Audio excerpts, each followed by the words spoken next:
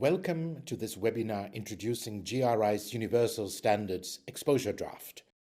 I am Kari Lundelin, Senior Publications Manager Standards, and later my colleague Sarah Jane Dominic will present some of the technical content as well. In this webinar, we will present an overview of the main proposals from the exposure draft, including changes to the system of the GRI standards, key revisions to the Universal Standards, and information on how you can submit your feedback during the public comment period. There are further thematic webinars planned in July and August to discuss some of these key proposals in more detail. To begin with, we will present how this project came about and why we are revising GRI's Universal Standards. The primary objective of the GRI Standards is to create a common framework for organizations to report on their impacts on the economy, the environment, and on people. In doing so, the reporting organization can demonstrate its contribution to sustainable development. This practice is referred to as sustainability reporting.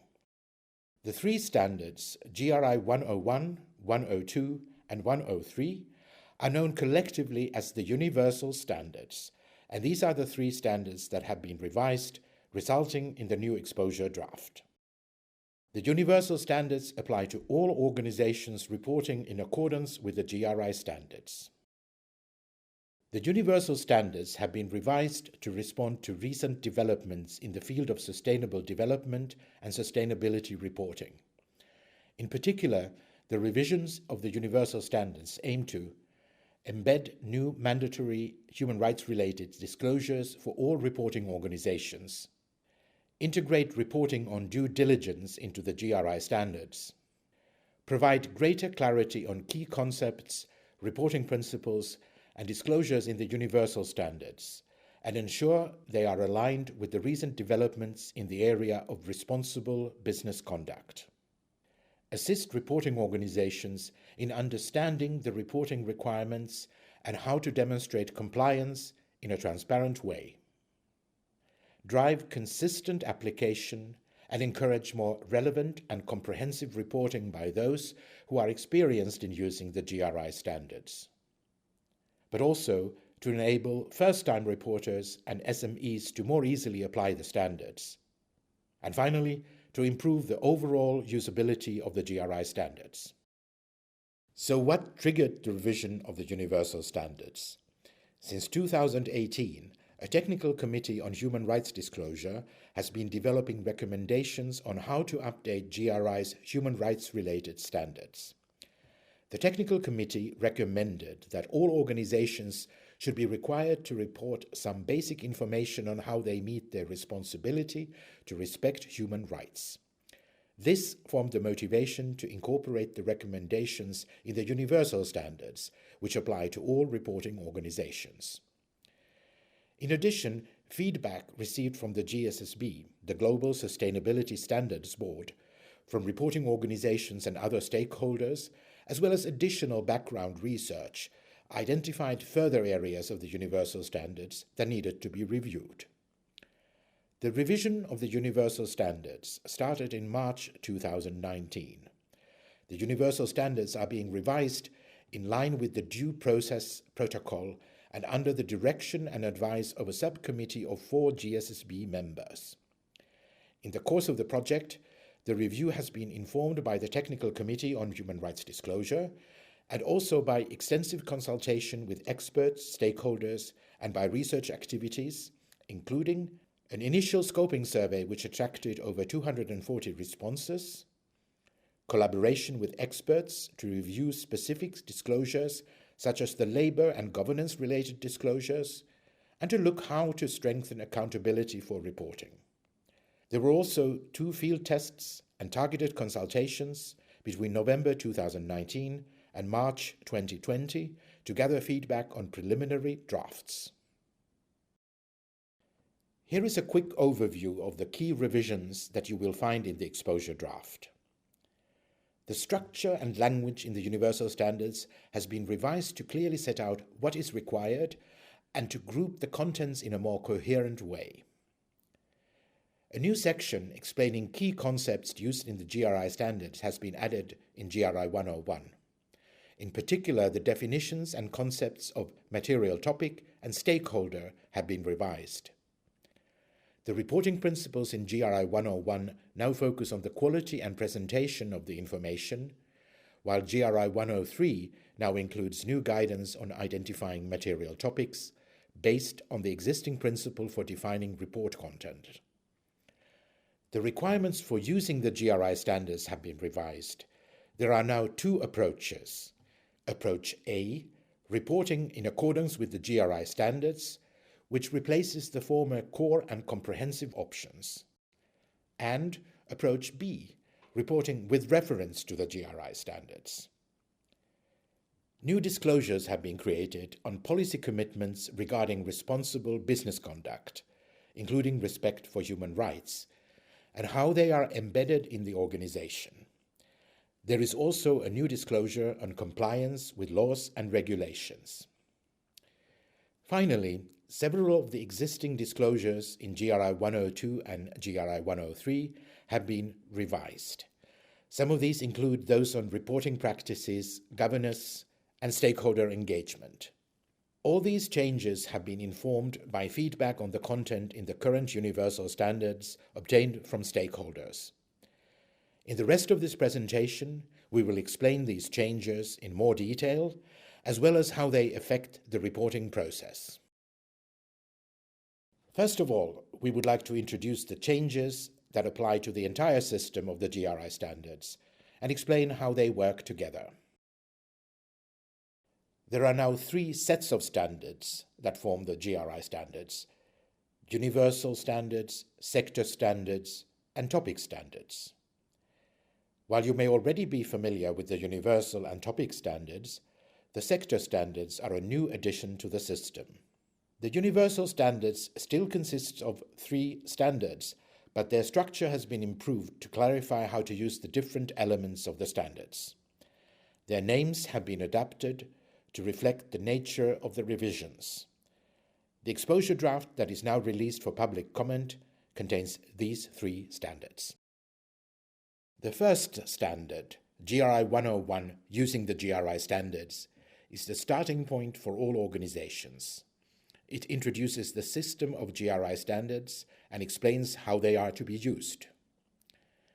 The second standard, GRI 102, about the organization, contains disclosures for contextual information about the organization preparing the report.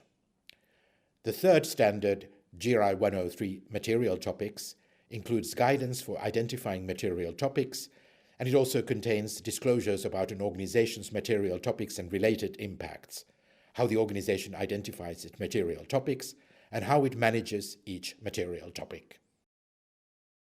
Next, the sector standards are being introduced to the system of GRI standards. They provide information on the most likely material topics for organizations in a given sector. The sector standards also assist an organization in identifying its material topics and what to report for each material topic. Topic standards include disclosures that provide information on particular topics. An organization selects and uses the topic standards that correspond to the material topics it has identified. Before diving into the revisions of the Universal Standards, we will first shortly explain the purpose of the new sector standards. Sector standards assist organizations in identifying their material topics and what to report for each material topic. The sector standards are developed by multi-stakeholder expert working groups in the same way as other GRI standards. So what are the sector standards? Sector standards will describe the sustainability context for a sector. This means that they will identify and describe the most significant impacts of a sector from a sustainable development perspective.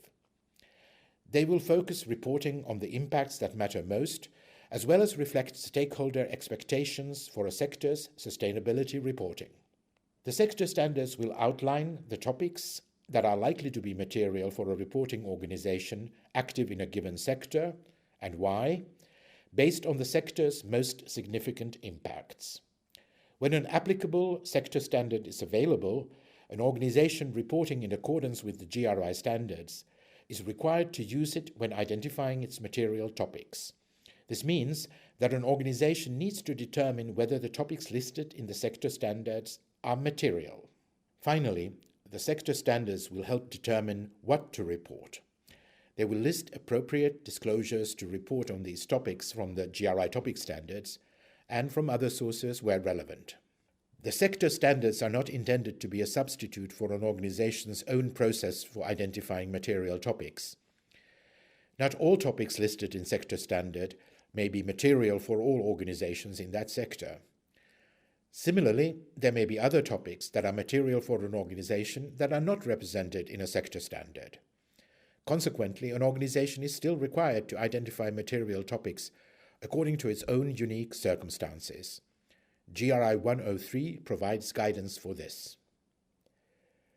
The first sector standard for the oil and gas sector is currently under development and will be exposed for public comment later this year.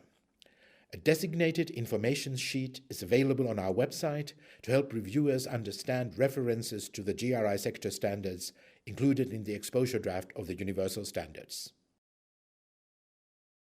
As Kari said, I am Sarah Jane Dominic, Senior Strategic Advisor at GRI, and I'm now going to go further into the detail of the revisions presented in the Universal Standards exposure draft. As mentioned earlier, the Universal Standards still include 3 standards, each with revised content. We will begin with GRI 101, which is now entitled Using the GRI Standards. It introduces the system of GRI standards and explains how they are to be used.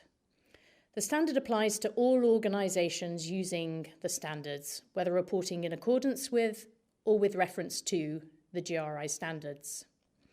It presents 5 sections where you will find an introduction reflecting the changes to the structure of the Universal Standards and the system of GRI standards. A section on key concepts used in the GRI standards. A section on the new approaches for using the GRI standards for sustainability reporting. Revised reporting principles. And finally, a section on additional recommendations for sustainability reporting. You will also find in the appendices GRI content index templates. Let's now look at the revisions section by section. Section 2 of GRI 101 explains key concepts for using the GRI standards. These concepts lay the foundation for sustainability reporting. It is therefore essential to understand how these concepts are used in the GRI standards for reporting and for interpreting the information that is reported using the standards. There are 4 concepts: impact, material topic, due diligence, and stakeholder. Some of these concepts are used in the existing Universal Standards, but have since evolved. Firstly, the concept of impact re-emphasises that the GRI standards focus on an organisation's impacts outwards. That is, the effect an organisation has on the economy, environment, and people, including on human rights. These impacts indicate an organisation's contribution, either negative or positive, to sustainable development. Impacts may not only be the result of an organisation's direct activities, they may also be the result of its business relationships. Additionally, changing the phrase economic, environmental, and social impacts to impacts on the economy, environment, and people, including impacts on human rights, intends to reflect the different dimensions of sustainable development more accurately and to reinforce the approach to reporting impacts outwards. The second concept, material topic, has been revised to focus on impact. A material topic is defined as a topic that reflects the organisation's most significant impacts on the economy, environment, and people, including impacts on human rights. Material topics are those that an organisation has prioritised for reporting. The GRI 103 exposure draft provides guidance on how to prioritise impacts based on significance in order to identify the material topics. While engagement with relevant stakeholders is still a critical input to identify an organisation's impacts, the influence on the assessments and decisions of stakeholders, which is included in the existing definition, no longer by itself determines whether a topic is material. The third concept is due diligence. Due diligence is the process through which an organisation identifies, prevents, mitigates, and accounts for how it addresses its actual and potential negative impacts. The Universal Standards exposure draft is now more closely aligned with the expectation of due diligence elaborated in key instruments, such as the United Nations Guiding Principles on Business and Human Rights, the OECD Guidelines for Multinational Enterprises, and the OECD Due Diligence Guidance for Responsible Business Conduct. This is reflected in relevant disclosures in the GRI 102 and GRI 103 exposure drafts, as well as in the guidance for identifying material topics in the GRI 103 exposure draft. The last concept is stakeholder. The revised definition of stakeholder is now aligned with the OECD Due Diligence Guidance for Responsible Business Conduct. A stakeholder is now defined as an individual or group that has an interest that is or could be affected by the organisation's activities and decisions. This definition has been revised to be consistent with the GRI Standards focus on an organisation's impacts outward. Section 3 of GRI 101 outlines the two different approaches for using the GRI Standards. Changes have been made to the approaches for using the GRI Standards in order to improve the quality and the consistency of reporting and to increase transparency in the way that the standards are used. There is now only one way to report in accordance with the GRI Standards, replacing the two existing options of core and comprehensive. Reporting in accordance with the GRI Standards provides a complete and balanced picture of an organisation's material topics and related impacts, and how it manages these topics. It also provides information about an organisation's specific context, which assists in understanding an organisation's approach towards its material topics. An organisation can still use selected GRI standards or parts of their content and report with reference to the GRI standards. One reason for using this approach is to report information to meet the needs of specific information users for specific purposes. An example would be to comply with a specific reporting regulation on climate change. A second reason is for those organisations unable to meet all the requirements for reporting in accordance with the GRI standards. However, it should be noted that reporting with reference to the GRI standards does not provide a complete and balanced picture of an organisation's most significant impacts on the economy, environment, and people. For each of these two approaches, Section 3 of the GRI 101 exposure draft clearly sets out requirements which are summarised here. To report in accordance with the GRI standards, an organisation has to meet 8 requirements. These are: apply the reporting principles, report all the disclosures in GRI 102 and GRI 103 with no omissions permitted, identify its material topics and use the applicable GRI Sector Standards where available when identifying these material topics. And for each material topic, report appropriate disclosures from the GRI topic standards. Appropriate disclosures are those that adequately capture the impacts related to an organisation's material topics. An organisation will now be required to report only the appropriate disclosures from a topic standards and will not be required to report disclosures that do not capture its specific impacts. This is a change from having to report at least one or all topic-specific disclosures as per the existing core or comprehensive options respectively. For both approaches, an organisation is required to publish a GRI content index, provide a statement of use, referred to as a claim in the existing standards, and notify GRI. Each approach has a corresponding statement of use that an organisation is required to provide. There are three main changes compared to the current claim in the existing Universal Standards. Firstly, the wording of the statements has changed for each approach. Secondly, the statement of use is required to be included in the GRI Content Index.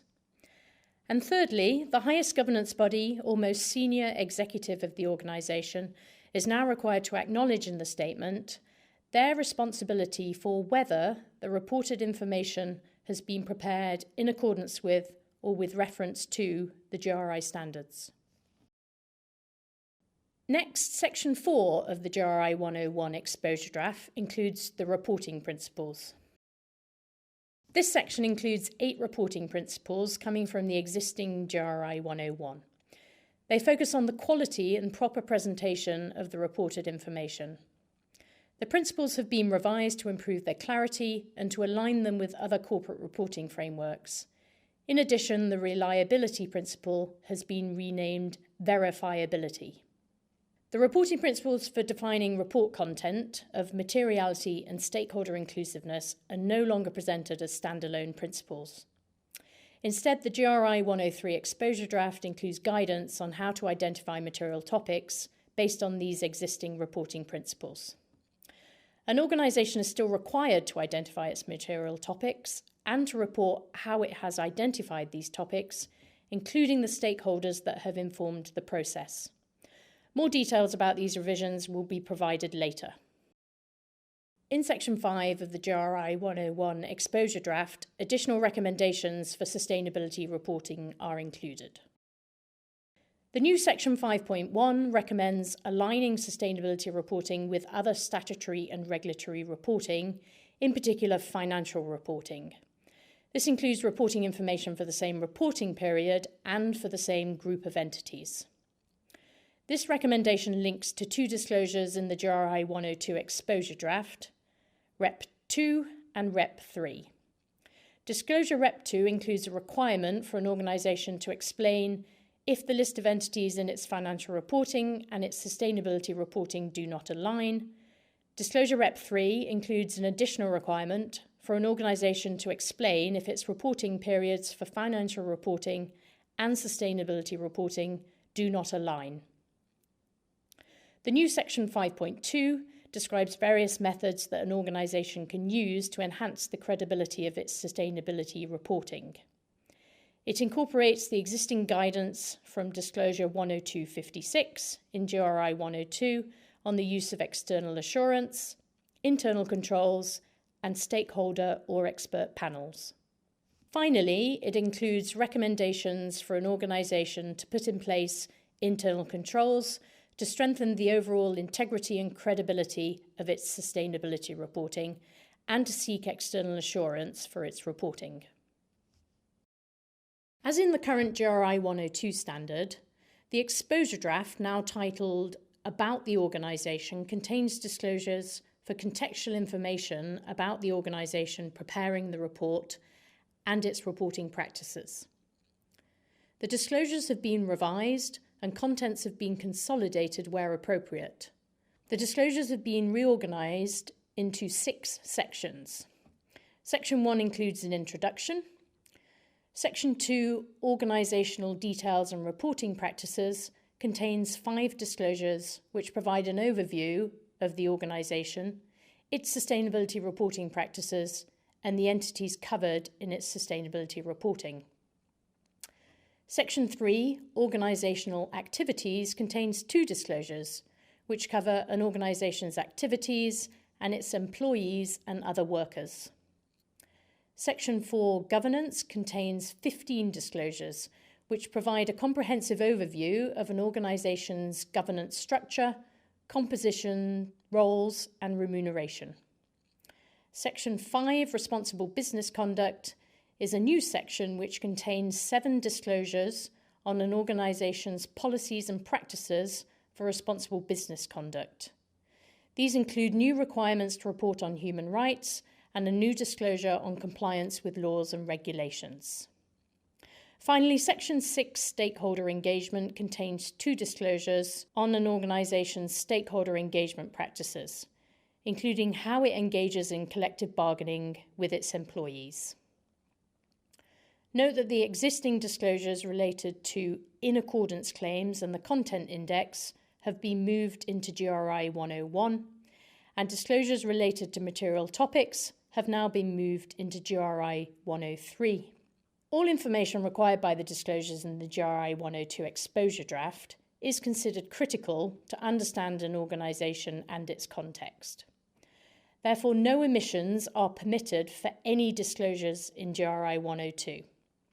If an organisation is unable to report the required information about an item, such as a committee or policy that is specified in a disclosure, because the item does not exist, it can still meet the requirement by reporting this to be the case. The disclosures do not require an organisation to implement these policies or practices, but simply to report in those cases that they do not exist. We will now highlight some of the key changes that have been made to the GRI 102 exposure draft. The following disclosures in Section 5, Responsible Business Conduct, and Section 6, Stakeholder Engagement, have been revised based on recommendations of the GRI Technical Committee on Human Rights Disclosure. These disclosures have been developed in line with expectations in key instruments for responsible business conduct and human rights. A closer look at these disclosures will help to understand the proposed revisions. Disclosure RBC2 policy commitment requires information on an organisation's policy commitments for responsible business conduct. This includes information on an organisation's commitments to respect human rights, to conduct due diligence, and to apply the precautionary principle. Disclosure RBC3, embedding the policy commitments throughout the organisation, is new and requires an organisation to describe how the policy commitments reported in Disclosure RBC2 are embedded throughout its activities and business relationships. Disclosure RBC4, grievance mechanisms and other remediation processes, has been moved from the existing GRI 103 to the GRI 102 exposure draft. This disclosure has been revised and now requires information on the grievance mechanisms and other remediation processes that an organisation has established or participates in to provide for or cooperate in the remediation of negative impacts. Disclosure SE1, Approach to Stakeholder Engagement, combines the existing disclosures on stakeholder engagement from GRI 102 and requires further information on how an organisation seeks to ensure meaningful engagement with stakeholders. In addition to new and revised disclosures on responsible business conduct and human rights, there are new disclosures and requirements elsewhere in the GRI 102 exposure draft. Key changes include Disclosure Rep 2, organisations' entities included in its sustainability reporting, which now requires reporting the entities included in the organisation's sustainability reporting, rather than the entities included in its consolidated financial statement, which was in the existing requirement. There is also an additional requirement for an organisation to explain its approach to consolidating information when the organisation consists of multiple entities that form a consolidated group. Disclosure Rep 3, reporting period and frequency, includes an additional requirement to explain if an organisation's reporting periods for its financial reporting and sustainability reporting do not align. Disclosure Act 1, Activities, Value Chain and Other Business Relationships, combines disclosures in the existing GRI 102 about activities, markets served, supply chain and related significant changes. It now requires information on entities both upstream and downstream in the value chain and their related activities, as well as other relevant business relationships that are not included in its value chain. Disclosure Act 2, Employees and Other Workers, includes additional requirements for an organisation to report the total number of employees by employment type by region, additional contextual information about its employee numbers, and the total number of workers who are not employees and whose work is controlled by the organisation. Several of the governance disclosures have also been revised, including combining and reordering them. Disclosure SE2, collective bargaining agreements, includes an additional requirement for an organisation to report whether it uses collective bargaining agreements to determine the working conditions and terms of employment for those employees who are not directly covered by such a collective bargaining agreement. And finally, Disclosure RBC6, compliance with laws and regulations, is a new disclosure which is based on the content from existing topic standards on environmental and socio-economic compliance.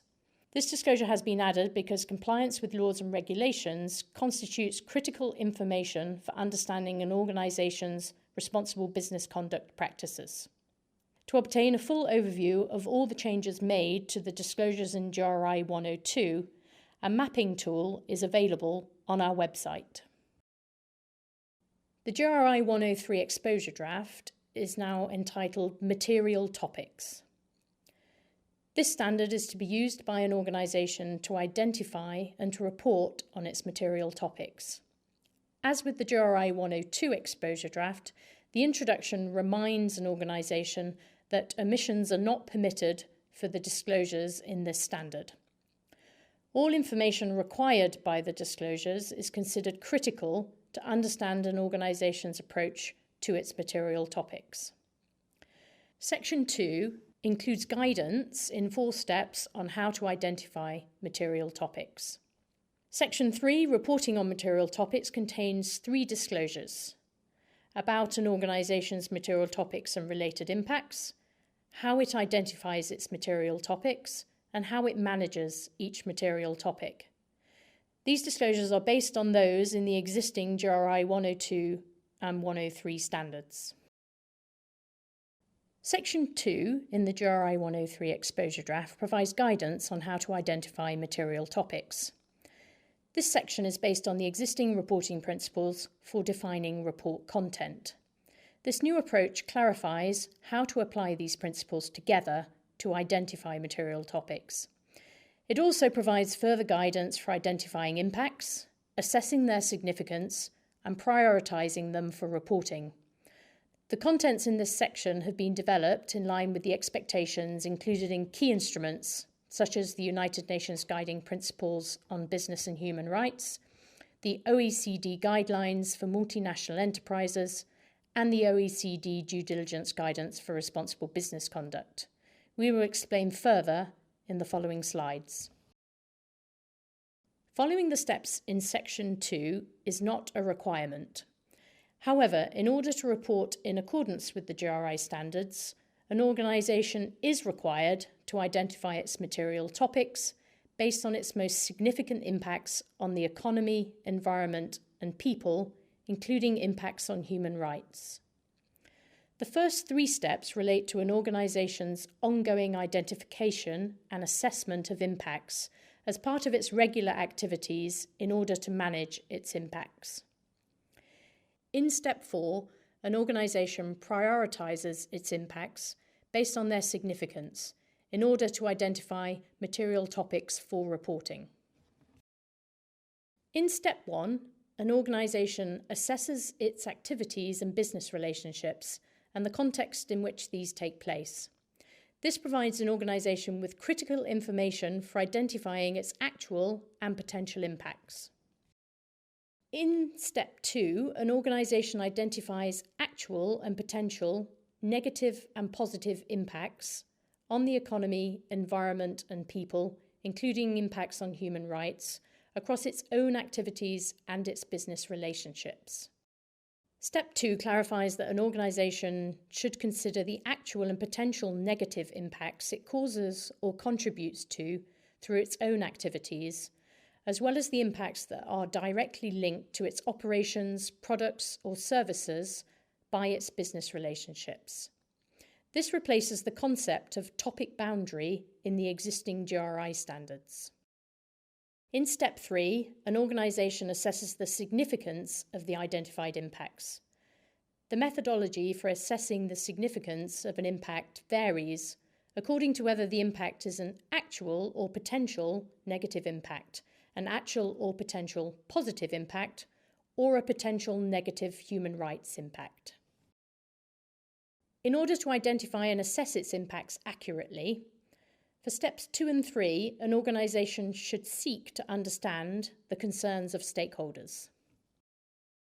In the final step, step 4, an organisation prioritises the most significant impacts for reporting in order to identify the material topics. An organisation can test its selection of material topics with potential information users and experts, such as NGOs, academics, consultants, lawyers, and investors. Section 3 in the GRI 103 exposure draft includes 3 disclosures that have been revised in line with the recommendations of the GRI Technical Committee on Human Rights Disclosure in order to align them more closely with the expectation of due diligence. The disclosures in this section are based on the disclosures in the existing GRI 102 and GRI 103 standards that relate to reporting on material topics. Disclosure MT1, Identification of Material Topics and Related Impacts, now requires further information on how an organisation has identified its impacts and prioritised them for reporting based on their significance. It also requires reporting on the stakeholders and experts whose views have informed the identification of material topics. Disclosure MT2, Material Topics and Related Impacts, now requires a description of the negative and positive impacts identified for each material topic, and whether an organisation is involved with the negative impacts through its own activities or as a result of its business relationships. Finally, disclosure MT3, Management of Material Topics and Related Impacts, requires an organisation to explain how it manages each material topic and related impacts.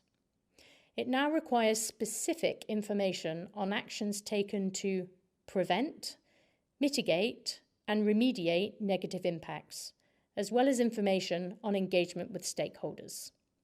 As with GRI 102, if a specific policy or practice required by these disclosures does not exist, an organisation can simply state that in order to comply with the requirements. To obtain a full overview of the changes made to these disclosures, a mapping tool is available on our website. The glossary in the exposure draft includes definitions for terms used in the Universal Standards and throughout the GRI Standards. An organisation is required to apply these when using the standards. The glossary includes 11 new definitions and 17 revised definitions. It has been indicated throughout the glossary in the exposure draft which of the definitions are new and which have been revised. Now we've been through the more detailed technical content, Kari will talk further about the public comment process. Finally, I would like to share some information about how you can contribute during the public comment period. We welcome feedback from all interested parties, including reporting organizations and practitioners, as well as other information users such as assurance providers, civil society, investors, and labor organizations. Your feedback will support the development of the standards. The public comment period runs from the 11th of June until the 9th of September 2020. To provide your feedback, you need to complete an online survey that is accessible through the GRI website. The Universal Standards exposure draft can be downloaded from the project web page together with other supporting materials. Please note that all feedback will be shared with the GSSB in finalizing the Universal Standard, and that as per the GSSB due process protocol, all comments received will be considered a matter of public record and will be published on the GRI website. In addition to this presentation, we have planned a series of events throughout the next couple of months to get you better acquainted with the exposure draft. This includes live webinars to learn more about the exposure draft, Q&A sessions, 3 thematic interactive webinars, and regionally based events. Dates and times will be available on our website. Following the public comment period, we will review all comments received and consider the recommendations made by the respondents. The revised Universal Standards are planned to be launched in 2021. The specific timeline will depend on the extent of the feedback received during the public comment period. An indicative timeline will be published before the end of 2020 on the GRI website. An appropriate transition period will be set to enable reporting organizations to transition successfully to using the revised Universal Standards. If you have any questions, please reach out to our team at universal@globalreporting.org. Thank you very much for listening to this presentation. We look forward to your feedback on the GRI Universal Standards Exposure Draft.